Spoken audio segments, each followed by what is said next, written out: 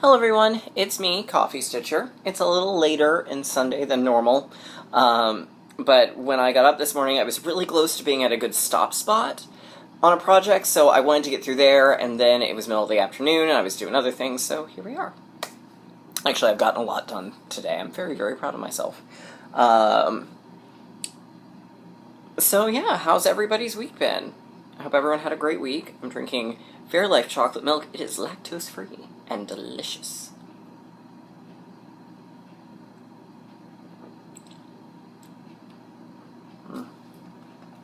Well, I'm glad everybody had a good week. We have a little bit of Q&A. We've got plans for Stitch Mania. Woo! And we've got some whip updates. No haul this week, which doesn't overly surprise me. Let's see. Yeah, that's not what I wanted. I still want my Dropbox. I'm trying to find one of the charts that I'm going to need.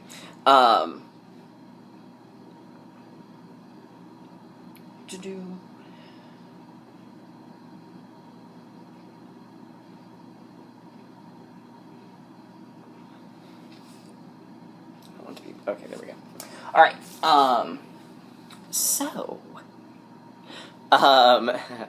alright, so, moving right along. So we've got a few Q&A, not a lot. Please don't be afraid to ask me questions, even if you think it's something that's already been asked before. Always willing to answer them again. Haul. I'm not really surprised there wasn't any. Should be getting Stitchy Box and probably my Ship's Manor Fabric of the Month this week. Would be my best guess. Lately, the purchasing has been going to Oz Books. But I now have 21 of the 40. That's pretty exciting. As well as some other random things I didn't really need, but that's okay. I've been playing more Zelda. Not as much the last 2 days. I was trying to play the Switch in bed, and I gave myself some eye strain, so I'm taking a little bit of a breather from video games while I sort of let my eyes recover. By doing stitching! So, yeah. Cheers.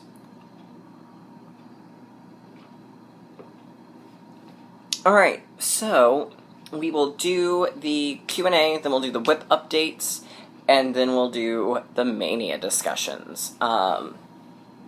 Okay, so first off,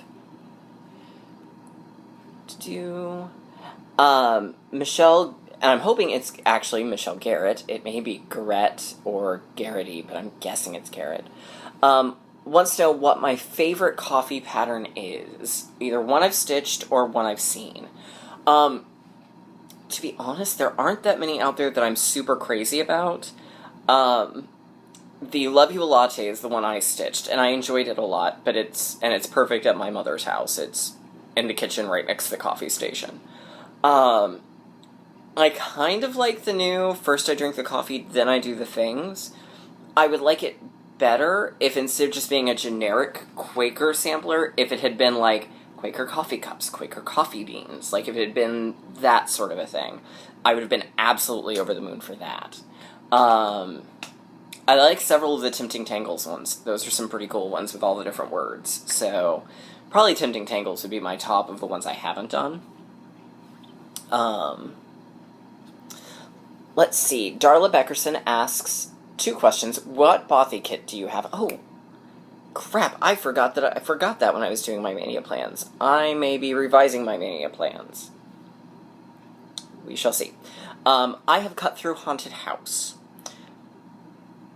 because it's Haunted House and it's spooky. Ooh. And who are a few of my favorite floss tubers? Of course, there's always the Stash Queen. Although I don't watch hers too often, simply because she and I talk so much throughout the day that I already kind of know what's going on. The Queen of Starts is fabulous. Julicious is fabulous. The Crafty Curator is fabulous. Jessie Marie. Ginger Gerald Stitcher. I caught up on his over the weekend.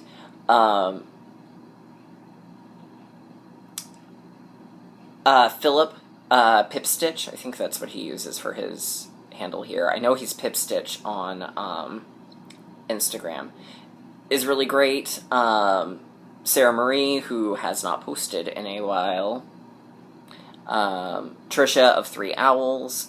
I think they're all the ones I pretty much watch on the regular.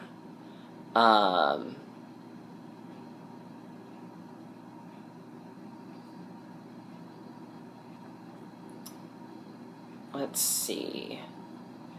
Vic Morg asks, what floss do you use to make it look more like hair? And where do you get it? It kind of depends on the type of hair, really, that I'm going for. I've used pearl cottons for hair. I've used wool for hair where I want it to have more texture. And I've used whisper for hair. So it all kind of depends on what sort of hair I'm going for.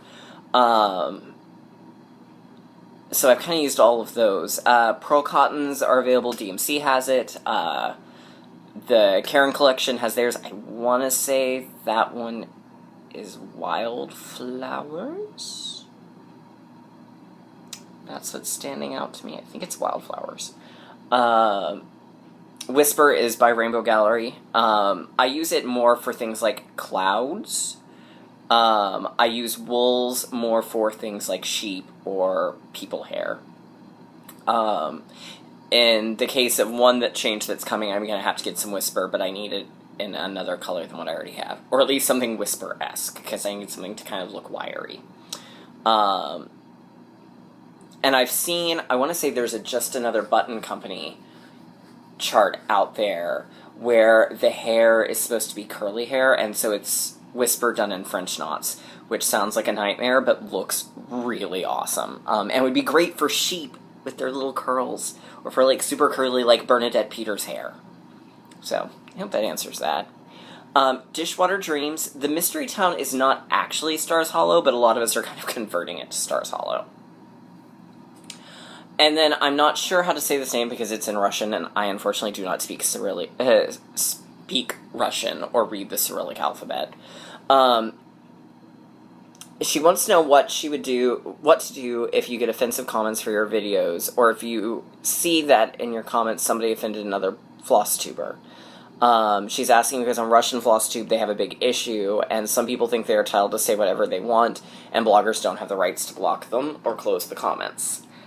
My personal feeling is if the person offends you, delete the comment.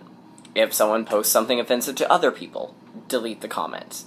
If it gets out of hand, close the comments. Bottom line, your channel, yes, you've put it out there, but there's creative criticism, unnecessary criticism, and just downright rude. You kind of have to make the call on what category you think it's in. If it's constructive criticism, I think it should stay. If it's not constructive, or it's just awful, let it go. Just that simple. Conversely, if you're watching something and you don't like the content, you don't like... I mean, if someone's camera is shaking, obviously, that's something to tell them. If, like, I had the issue last year when I was... and that I was unaware of, that I slurp when I drink, and that's a horrible sound. By all means, those sorts of things are usually going to be welcomed by people.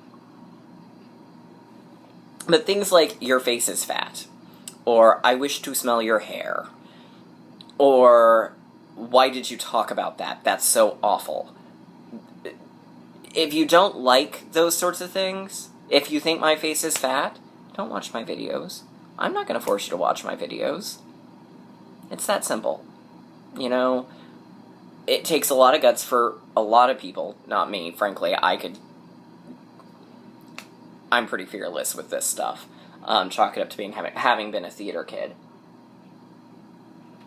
There are a lot of people that this is something that is difficult for them to do, and they should, instead of being torn down, be respected for it. And if you don't like what somebody says, you don't like the language somebody uses, the simplest thing to do is just not watch. Unsubscribe. Don't tell them you're unsubscribing, because that's just pointless and just causes emotional trauma. Don't leave comments about how This is, not okay. And, really and truly, don't go to other forums outside of YouTube and FlossTube and go, well, I can't believe they did this. Because that's not where it belongs. It just doesn't.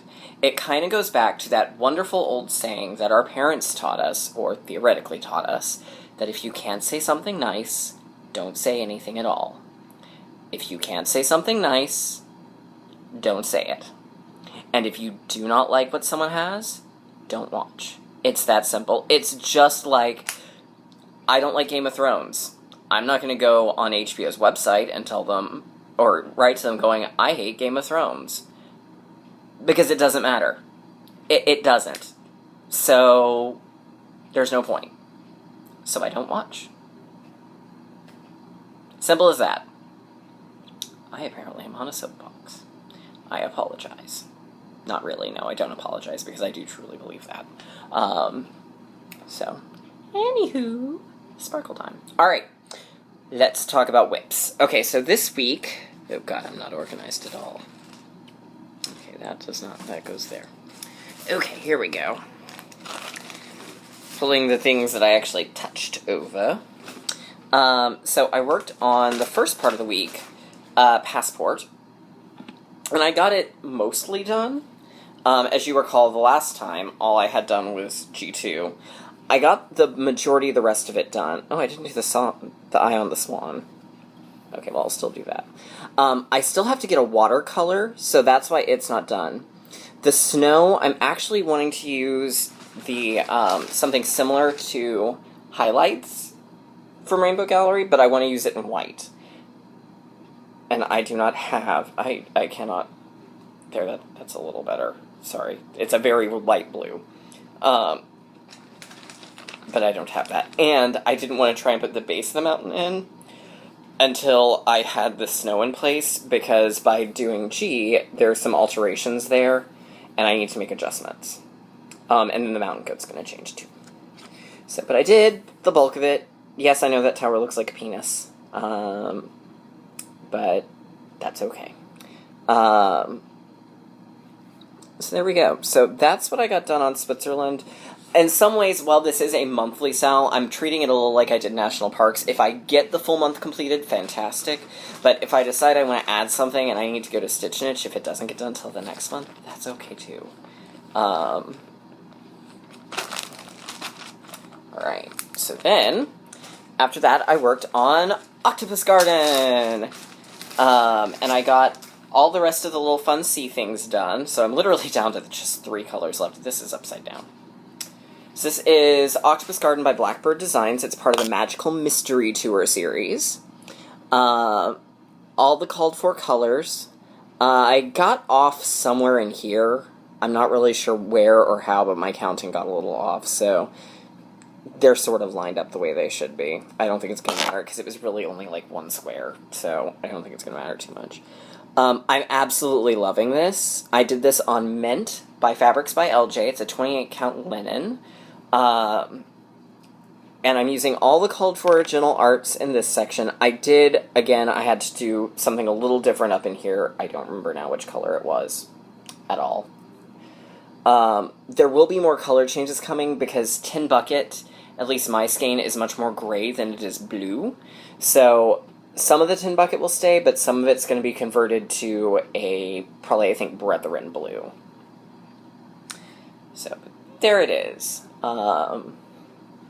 This was a Maynia start last year, but I had to restart it once I discovered that my fabric was not the right size at all. So I will be, I don't think I'll finish it next month. I will probably finish it in June.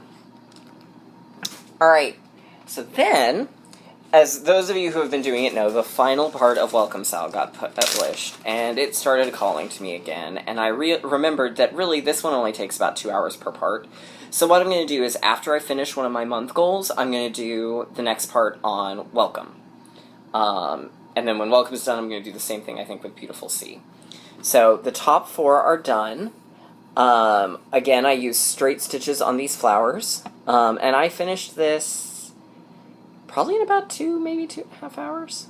So we'll start on Welcome next. Or on the word welcome. I think it's the W-E.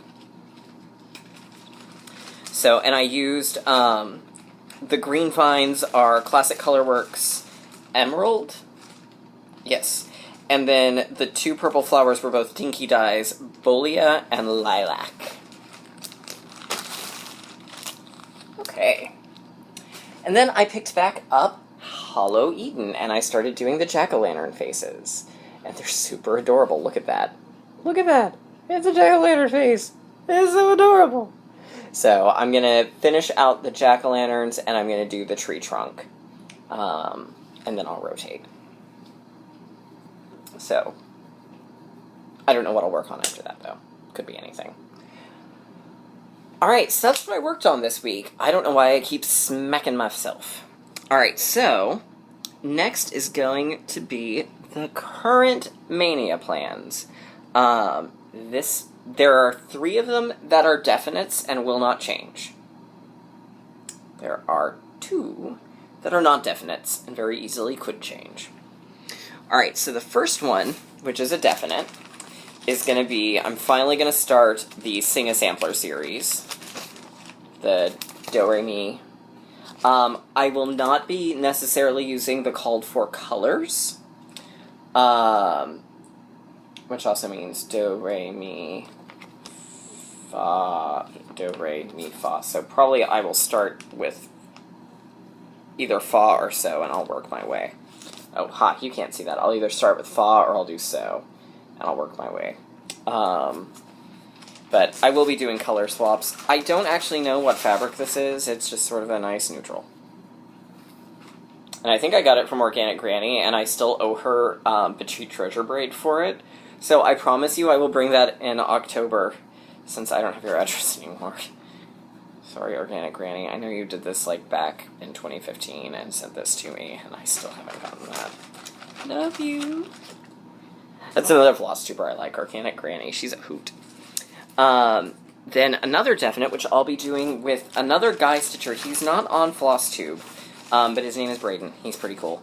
We're going to be doing the Gingerbread Mansion by Nancy Spruance Designs. There's the actual chart itself, or what it'll look like when done, and I'm going to be doing it on a 32 count Morris Blue linen from Weeks Dye Works with the called for DMC. So I thought it deserved, like, I know it's, I think, meant to be done on, like, a cream color, but blah, no, the house needs some sky. So that's what I'm going to use this one for. Alright, so that's that. Then the other definite, because I'm only going to do 5 starts, 15 was way too many, is going to be 13 Colonies from Little House Needleworks. And I will most likely be doing the actual, all of the called for colors. And I'm going to do it on this piece of 32 count Fog from Picture This Plus. It's kind of similar to what my mother did her sampler in 1987 on, because she did this one that's got ships and salt box houses and colonial people, and it looks very much like the center of this chart. Here, the center part. It looks very much like that, except there's people. And I don't think there's people in this one, just some sheep and some corn. But it's kind of, I'm going to consider it to be like a companion piece. And while normally, because I don't know if I'll finish it this year, while normally I do put them in the year they finish in, this one will get a 2017 because that's the year I started it in. Alternative facts. Alright, then one of the ones that I will probably still stick with, I haven't picked needle minders and I haven't gotten all my fabric and floss together, so you'll see those later, is going to be Cinderella by Classic Colorworks and Diane Williams. So there it is. I'll do it, and it's called for, I will probably do a little bit of Krynic for, like, Cinderella's dress, and maybe for the pumpkin, or some other stuff. And I'm going to do it on, oh shoot, I just dropped my pen. That's not good. That's not good at all.